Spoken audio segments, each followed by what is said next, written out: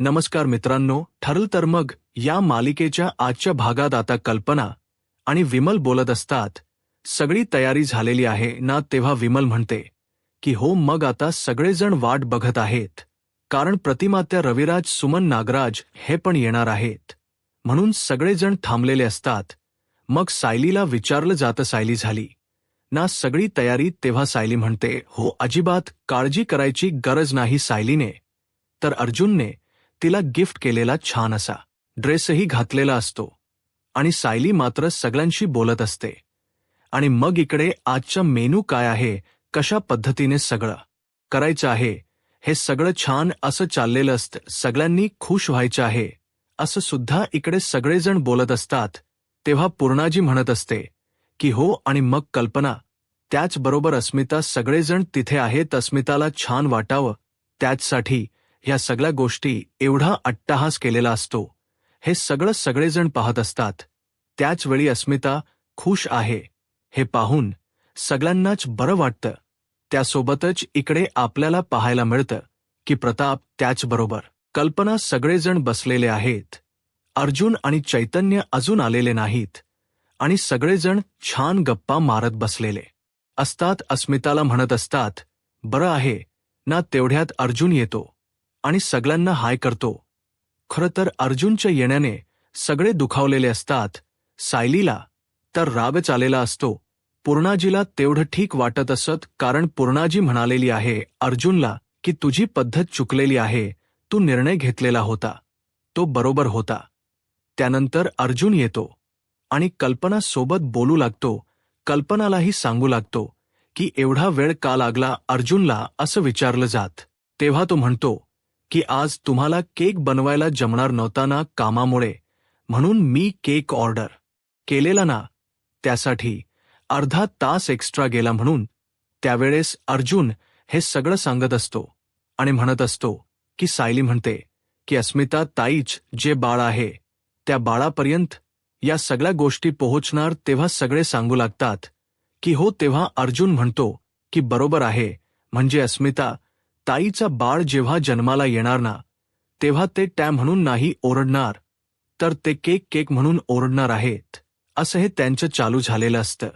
त्यासोबतच इकडे आपल्याला पाहायला मिळतं की जेव्हा या सगळ्या गोष्टी घडत आहेत, तेव्हा मात्र रविराजकडे हाणत असतात नागराजला, तू कुठे चाललास? तेव्हा नागराज म्हणतो की माझं काम आहे, मी ते करून आलो. नागराजच हे जे काही बोलणं आहे ते ऐकून रविराजांना तर धक्का बसलेला असतो की या नागराजच नक्की काय चाललेलं आहे, हा प्रश्न पडत असतो.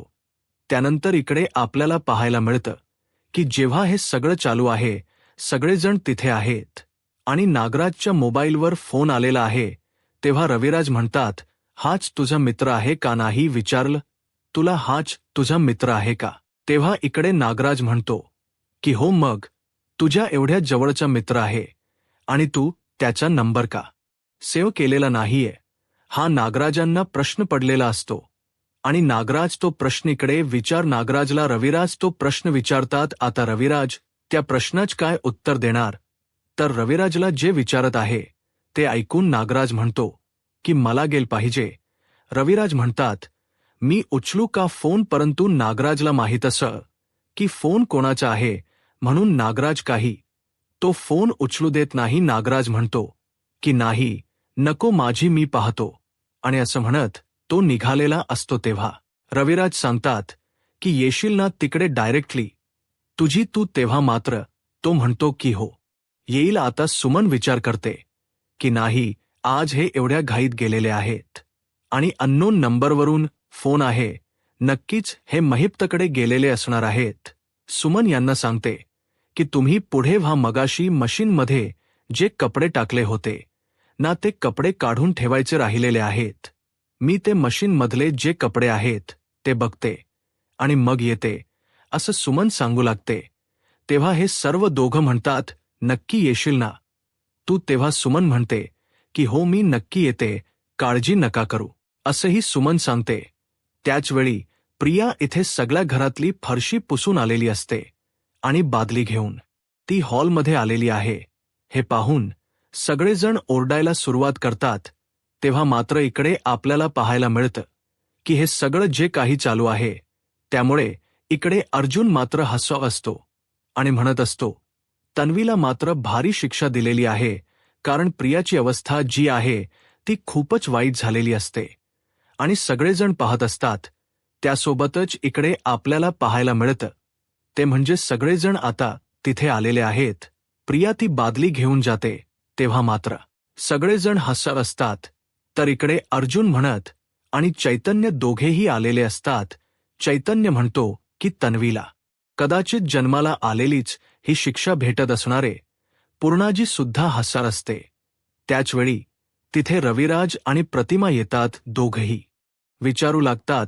पूर्णाच्या शेजारी बसलेले असतात. काय होते, बरे आहात ना, ठीक आहात ना, हे सगळं त्यांचं बोलणं चाललेलं असतं. आणि त्याचवेळी इकडे आता सगळे जण तिथे आहेत आणि त्याचवेळी इकडे सुमन काकी का आलेली नाही हा प्रश्न मात्र हे सगळं जेव्हा चालू असतं तेव्हा विचारत असते सायली. तर इकडे सायलीच हे बोलणं ऐकून तेव्हा मात्र सगळेजण पाहत असतात. त्याचवेळी आता तिथे अश्विन आलेला असतो. अश्विनला सगळे म्हणतात फ्रेश आणि गेम्स रेडी आहेत असं अश्विनलाही सांगितलं जात असत. त्याचवेळी आता सगळेजण तिथे आलेले आहेत. नक्की काय खेळायचं आहे, काय करायचंय, गेम चालू असतात. इकडे सुमन मात्र नागराजच्या पाठलाग करत असते. ती रिक्षातून गेलेली असते आणि त्याचवेळी रविराज त्याचबरोबर चैतन्य सगळेजण तिथे आहेत. त्यासोबतच इकडे आपल्याला पाहायला मिळतं ते म्हणजे सगळे गप्पा मारत बसलेत. सगळे खूप आनंदात आहेत. ही गोष्ट खूप छान अशी चाललेली असते. अस्मिता म्हणते की नक्की काय करायचं आहे, कारण यांचे गेम काय करायचेत हे चाललेलं असतं. आणि मग अस्मिता विचारत असते. त्याचवेळी अस्मिताला सगळेजण सांगत असतात की यातली एक चिठ्ठी काढायची अस्मिता ताईंनी.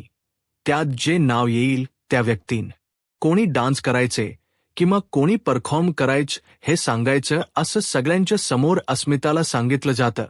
तेव्हा अस्मिता म्हणते की चालेल, काहीच हरकत नाहीये.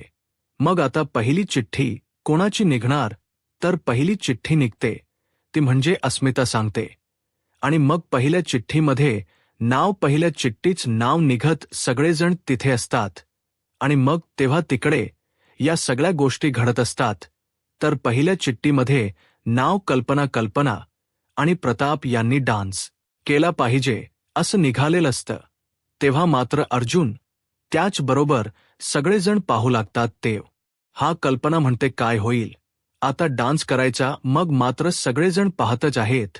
कल्पना म्हणते की हो, आता डान्स करायचा आहे. आणि मग मात्र सगळ्यांना तिथे कल्पना आणि प्रताप दोघंही छान असा डान्स करतात. आणि इकडे कंटिन्युअसली फोन करत असते ती म्हणजे सुमन सायलीला. ती फोन करते, मला सायलीला सांगितलं पाहिजे, कारण हा रस्ता खूपच निर्जन ठिकाणी जात आहे आणि आपण अशा ठिकाणी चाललोय. मागच्या वेळेसही मी याच रस्त्याला आले होते. नक्की काही प्रॉब्लेम झाला तर पण हे इकडेच आलेले आहेत. ही गोष्ट सुमनला कन्फर्म माहिती असते. म्हणून सुमन सायलीला फोन लावत असते. परंतु सायली काही फोन उचलत नसते. सायलीचा फोन कुठेतरी एखाद्या ठिकाणी पडलेला असतो आणि सायली काय फोन उचलत नाहीये हे लक्षात आलेलं असतं. मग पुढचं नाव निघतं आणि त्यामध्ये अर्जुन आणि पूर्णाजी असं यांनी डान्स करायचं असं ठरतं. अर्जुन आणि पूर्णाजीने डान्स करायचं आहे. ही गोष्ट ठरल्यानंतर मात्र आता अर्जुन तयार होतो. पूर्णाजी म्हणते मी. तेव्हा सगळेजण म्हणतात की हो, तूही करायचं आहे. मग पूर्णाजीही डान्स करायला जाते. बहरला मधुमास या गाण्यावर खूप सुंदर असा दोघांचा डान्स परफॉर्मन्स होतो. त्यानंतर आता पुढे डान्स कोणी करायचं आहे, मग तिथे सायली आणि अर्जुन या दोघांनी परफॉर्म करायचं आहे असं अस्मिता सगळ्यांच्या समोर सांगते. तेव्हा सायलीची अजिबात इच्छा नसते. तेव्हा सायली म्हणते की नाही, नको. तेव्हा पूर्णाजी म्हणते की गाणं तुझं तर आम्ही खूप वेळा पाहिले, तुझा नाच पण बघू कसा आहे ते. अर्जुन म्हणतो मी तयार आहे. कल्पना आणि प्रताप म्हणतात की अरे, आम्हाला नाचवलं, मग ह्या दोघी का नाहीत असं तो विचारत असतो. त्याचवेळी इकडे पाहायला मिळत ते म्हणजे सायलीची अजिबात इच्छा नसते. तिकडे सायलीचा फोन वाजत असतो. सायलीने फोन सायलेंट केलेला असतो सुमन कंटिन्युअसली फोन करत आहे, पण सायली काही फोन उचलत नाही. मग अर्जुन म्हणतो की मी तयार आहे. आणि बायको काय प्रॉब्लेम आहे असं म्हणत तो सायलीच्या जवळ जातो. सायली म्हणत असते की पण तेव्हा अर्जुन म्हणतो की हो, मी जे खरं आहे ते सांगत आहे ना, प्रॉब्लेम काय ते सांग. आणि मग मात्र सगळ्यांच्या समोर आता सायली आणि अर्जुन यांचा डान्स सुरू होतो. सायली म्हणते, सगळ्यांच्या समोर नाटक करायची गरज नाहीये, कारण तुम्हाला माहिती आहे ना मी रागवलेली आहे, असं सायलीच चाललेलं असतं. तेव्हा अर्जुन म्हणतो, हो बायको, मला माहिती आहे तू रागवलेली आहेस, पण असं म्हणत अर्जुन तिची समजूत घालू लागतो. त्यासोबतच इकडे आपल्याला पाहायला मिळत की जेव्हा या सगळ्या गोष्टी चालू झालेल्या असतात तेव्हा सायलीची अजिबात इच्छा नसते, पण अर्जुन तिला धरून तिथे नाचवतच असतो. तो ऐकायलाच तयार नसतो. आणि मग सगळेजण टाळ्या वाजवत असतात. त्यावेळेस सायलीचा डान्स होतो आणि सायली मात्र विचारच करत असते की काय झालं नक्की, मला कळतच नाहीये की सुमन काकी अजून का आलेल नाहीत. त्यांचा फोन, त्यांना फोन केला पाहिजे असं सायलीच्या डोक्यात सुरू असतं. आणि सायलीला सुमनची काळजी वाटत असते, कारण नागराज आलेला नाही आणि सुमनही आलेल्या नाहीये, म्हणजे सुमन नक्कीच नागराजचा पाठलाग करत तर गेली नसेल ना, आज तिच्या डोक्यात सुरू झालेलं असतं. म्हणून सायली त्यांचाच विचार करत बसलेली असते. त्याचवेळी सायली म्हणते की मला काय वाटत, मी सुमन काकींना कॉल करून बघते, त्या अजून आलेल्या नाहीयेत ना, बघते असं म्हणू लागते. तेव्हा रविराज म्हणतात की हो, कारण नागराज तिकडून तसाच येणार डायरेक्टली आणि सुमन यायला पाहिजे होता आतापर्यंत. आता बराच वेळ झालाय ना, मग सुमन का आलेली नाही. म्हणून सायली म्हणते की मी बघते. सायली आता सुमन काकूला फोन लावायला शोधत असते. तिच्या फोन तिला काही सापडत नसतो.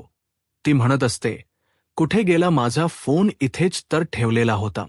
म्हणून सायली आता फोनसाठी शोधाशोध करू लागते. परंतु सायली जेव्हा हे सगळं करत असते तेव्हा मात्र सगळेजण तिथे पाहत असतात.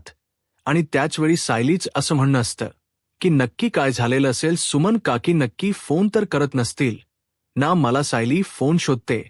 मग अर्जुन ही तिच्या मदतीला फोन शोधायला जातो. सायलीला काही तिचा फोन सापडत नसतो. मग सायली बोलत नाही हे लक्षात आलेलं असतं आणि अर्जुन तिथं डायनिंग टेबलवरती फोन पाहतो आणि म्हणतो, चैतन्य इथे कोणाचा तरी फोन आहे. सीनियर, तुझा फोन आहे का. रविराज म्हणतात, अरे मी आत्ताच आलोय, मी कुठे तिकडे गेलोय. मग सायलीचा तो फोन असतो. मग सायली तिथे जाते आणि तो फोन घेते. सायलीने फोन घेतल्यानंतर तिच्या लक्षात येत, बापरे, सुमन काकींचे एवढे मिस कॉल आलेत, नक्की काय झालेलं आहे.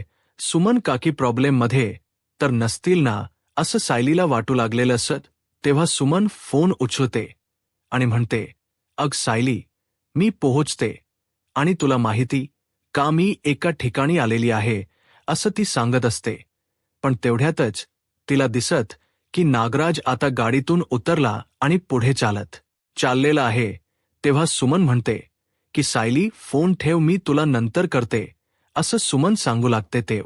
हा मात्र सायली म्हणत असते की काय झालं नक्की, सुमन काकीने फोन का ठेवलेला आहे. आणि रिक्षाचा आवाज येत होता, म्हणजे इकडे यायला निघालेत का, नक्की काय झालं असेल हाच विचार डोक्यात सुरू झालेला असतो. तेव्हा मात्र नागराज इकडे रिक्षातून उतरलेला असतो आणि तो पुढे चाललेला असतो. तेव्हा मात्र सुमनही त्याच्या पाठीमागे जाऊ लागते. सायलीच्या डोक्यात आता विचार सुरू झालेले असतात, सुमन काकीने फोन कट का केला, नक्की काय झालं असेल. म्हणून सायली विचार करत असते. त्याचवेळी सुमनच्या मागे सुमन ही आता जाऊ लागते. सायली मात्र विचार करत असते की काय झालं असणार आहे, सुमन काकी कोणत्या प्रॉब्लेममध्ये तर नसतील ना. आता सगळेजण तिथे पाहत असतात की काय प्रॉब्लेम आहे हेच कळत नसतं. आणि मग मात्र सगळ्यांनाच धक्का बसलेला असतो की हे सगळं काय चाललेलं आहे, गोष्टी अशा पद्धतीने का घडत आहेत, हा प्रश्न मात्र सगळ्यांच्या समोर उभा राहिलेला असतो. त्याचवेळी तिथे सचिन येतो आणि तो म्हणू लागतो की मला काय म्हणायचं माहिती आहे का, की अस्मिन चल, त्यांनी आता त्या साक्षीवरून ₹1,00,000 घेतलेले असतात आणि अस्मितासाठी गिफ्ट खरेदी केलेलं असत. त्याला असं वाटत असत की याने अस्मिताला गिफ्ट दिलं की अस्मिता त्याला माफ करेल, पण हे कधीच शक्य नसतं. कारण अस्मिताने ज्या काही चुका केलेल्या, अस्मिताच्या समोर सचिनच्या ज्या चुका आहेत त्या काही छोट्या नाहीत. त्यामुळे अस्मिता चिडलेली आहे. अस्मिता सहजासहजी त्याला माफ करणार नसते. हेही तेवढंच खरं असतं. त्याचबरोबर इकडे आपल्याला पाहायला मिळतं ते म्हणजे सगळेजण आहेत, सगळेजण बोलत असतात, परंतु इकडे अस्मिता शांतपणे ते सगळे एन्जॉय करत असते. परंतु अचानक सचिन येतो आणि तीही चिडलेली असते. सचिन तिचा हात धरतो आणि सगळ्यांच्या पुढे जातो आणि म्हणतो, माझ्या ब्युटीफुल वाईफसाठी, आणि असं म्हणत ते गुडघ्यावरती बसून तिला प्रपोज करत असतो. तिला इम्प्रेस करण्याचा प्रयत्न करत असतो. परंतु जेव्हा मात्र तो तिला इम्प्रेस करण्याचा प्रयत्न करत आहे आणि नेमकं त्याच वेळेस इकडे पाहायला मिळतं ते म्हणजे काहीही झालेलं असलं तरी अस्मिताला खूप राग आलेला असतो. अस्मिता म्हणत असते की हे सगळे नाटक सगळ्यांच्या समोर करायची गरज नाही. सगळ्यांनाच राग आलेला असतो, कारण त्याचं वागणं, त्याचं बोलणं हे कुणालाही पटलेलं नसतं. इकडे सुमन मात्र नागराजच्या मागे मागे जात आहे. सुमनला आता काळजी वाटायला लागली आहे. सुमन म्हणते की मी अशा ठिकाणी आलीये, काही झालं तर कोणाला कळणार पण नाहीये, मी काय करून बसली इथं, असा तिच्या डोक्यात प्रश्न पडलेला असतो. कारण तिला काळजीही वाटत असते की काय होणार आहे या सगळ्यामुळे, या सगळ्याचा परिणाम काय होणार आहे हा प्रश्न तिला पडलेला असतो. अर्जुन, चैतन्य त्याचबरोबर सगळेजण पाहत असतात आणि इकडे सायली कुठे गेली, अचानक काय झालं हा प्रश्न अर्जुनला पडलेला असतो. कारण सायलीला आता सुमन काकीची काळजी वाटत असते. त्या रिक्षातून आहेत, कोणाचा तरी पाठलाग करतायत, म्हणजेच ती नागराज काकांच्या तर मागे गेल्या नसतील ना, हे सायलीच्या डोक्यात सुरू झालेलं असत. आणि म्हणूनच सायली इकडे बाहेर का गेली म्हणून चैतन्य अर्जुनला विचारतो की काय झालं अर्जुन, सगळे एन्जॉय करतात आणि तुझ्या डोक्यात काय सुरू आहे. इकडे नागराज हा आलेला असतो आणि मग तिथले गुंडे त्याला सांगत असतात की खूप वेळ झाला. तो बोंबलतो, आतला माणूस. तेव्हा नागराज म्हणतो, तुम्ही आत गेला नाही ना, तुम्हाला माहिती आहे ना महिपची ऑर्डर आहे. असं म्हणत नागराज त्या गुंडांना तिथे ओरडायला सुरुवात करतो आणि त्या गुंडांना त्याने स्पष्ट सांगितलेलं असं की काहीही झालं तरीही तुम्ही आतमध्ये जायचं नाही. आणि मग ते म्हणतात की नाही गेलो. नागराज चिडलेला असतो. नागराज म्हणतो की मी पाहतो काय झालं म्हणून. असं म्हणत नागराज स्वतः आता आत जायला निघतो. खरं तर नागराजला माहिती आहे की जर हे गुंड आत गेले आणि आत असलेला तो महिप्त आहे हे त्यांना कळलं तर नागराजच भिंग फुटणार आहे. कारण हे गुंड तर महिप्तचे आहेत आणि जोपर्यंत यांना महिप्तकडून ऑर्डर येत नाही तोपर्यंत हे काहीही करू शकत नाहीत. ही गोष्ट सुद्धा नागराजला चांगली माहिती आहे. सगळेजण तिथे आहेत. सुमन आता लांबून हे सगळं पाहत असते. तीही तिथे लपून बसलेली आहे.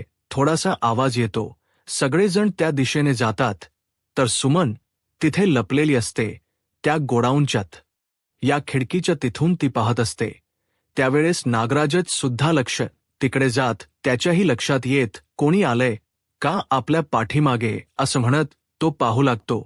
तेव्हा त्याला जाणवतं त्यावेळेस सायली मात्र इकडे सुमनला फोन करत असते.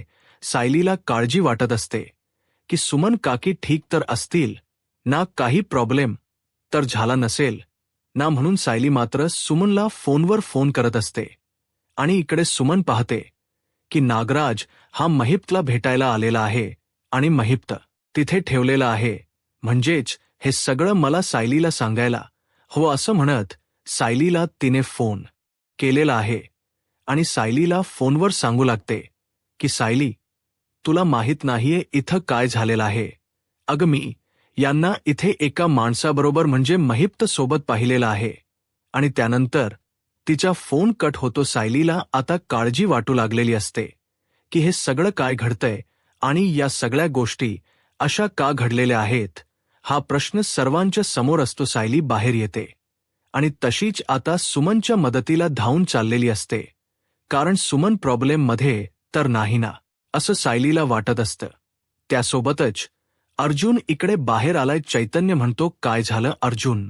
म्हणतो, अरे सायलीचा फोन लागत नाहीये आणि सायली दिसत नाहीये इथे. ती कुठे गेली असेल हा प्रश्न मला पडलेला आहे, म्हणून मी आलेलो आहे, असं तो सांगू लागतो. आणि तेव्हा मात्र अर्जुन सायलीला शोधायला बाहेर पडत आहे. त्यासोबतच इकडे आपल्याला पाहायला मिळतं की जेव्हा या सगळ्या गोष्टी घडत असतात तेव्हा चैतन्य त्याला म्हणत असतो, पण अर्जुन जेव्हा आता सायलीच्या पाठीमागे जाणार आहे, सायली कुठे गेली हे मात्र अर्जुनला माहीत नाही. अर्जुन सायलीचा कसा शोध घेणार हे आपल्याला पुढे पाहायला मिळणार आहे. सुमनच्या जीवाला धोका तर नाही ना? सुमनला कसं वाचवतील आता? पुढे काय होईल हे पाहायला आत्ताच माझा महाराष्ट्र या यूट्यूब चॅनलला सबस्क्राईब करा. धन्यवाद.